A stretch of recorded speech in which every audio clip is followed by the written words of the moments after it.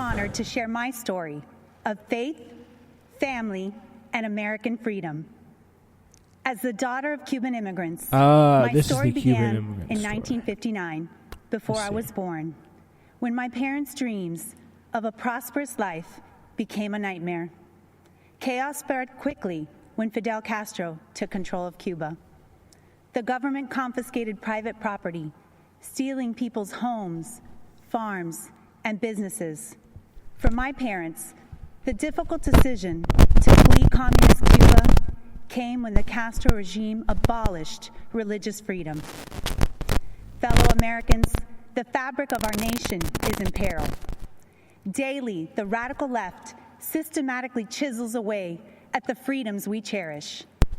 They peddle dangerous ideologies, cower to global progressives. I heard someone last night. Socialism I heard someone last night comparing Joe Biden to Fidel Castro. It's just like, I mean, this stuff really works. Like, with some people who've been on the show, like, this stuff genuinely works. There's a guy who's been on our show. He's my Uncle David Langan. Like, he has been on the show before. He's voting Trump because he follows in this propaganda, but I just don't see how anybody could do it. I do not see how anybody could do it. If you spin these moves in the right context, I mean, I guess it could mean anything. But I just, knowing what I know about Joe Biden and just like how I feel so confident about how he will behave in office as a right-wing kind of centrist neoliberal puppet, like, I find it very hard to believe that he could just be a radical leftist under some of the political cartoons. I mean, you have to laugh. Like, you think people like me, like Bernie Sanders supporters, would be a lot happier about the Joe Biden pick if he was coming in. But, of course, they're going to try. I mean, I know someone last night did. She's probably doing it right now. We got to listen to In 2016, our country yearned for a leader who would work tirelessly to jumpstart our economy and fight for hardworking Americans. Since hardworking, wealthy Americans in the top 1%. President Donald Trump has put America first. His pro-growth, pro-jobs agenda has ushered in historically low unemployment, record job creation, higher wages, and rising home ownership. The president is fighting to rescue American jobs and industries for places like Ohio, Pennsylvania, and Puerto Rico, jobs that were needlessly shipped overseas.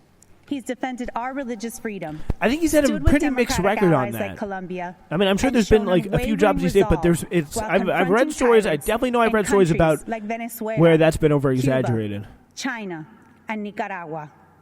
Let us join our president in his vow that America will never be a socialist country.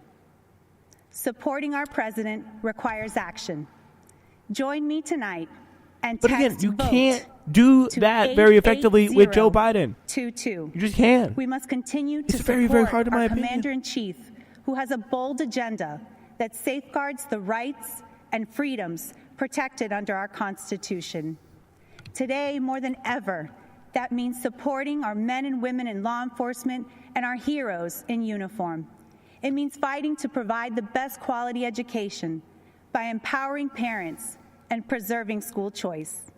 And it means rejecting the socialist takeover of our nation that will destroy the innovation, economic vitality, and freedom we hold so I mean, it's just like you have to assume at some point that this stuff gets old. Like, you can't just be like, it's so hard to keep doing this. They're doing this with Joe Biden. They're doing this with Joe Biden. They try to and you have to assume at the point when people have been crying Marxism, socialism for people like Obama and people like Pelosi and people like Joe Biden. Like, when Bernie Sanders comes along, it's going to be like a lot harder to like make that smear. But you saw that again with him praising, and it was so stupid that they freaked out about this. Fidel Castro's literacy program, like. That is, to me, it's utterly ridiculous. Utterly ridiculous. But, yeah, the overreaction that people had about that, and it was like, an objectively good thing, more people knowing how to read, that was, like, it's really kind of crazy. America.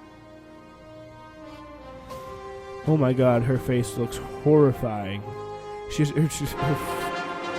tough to do that with any type of smile, but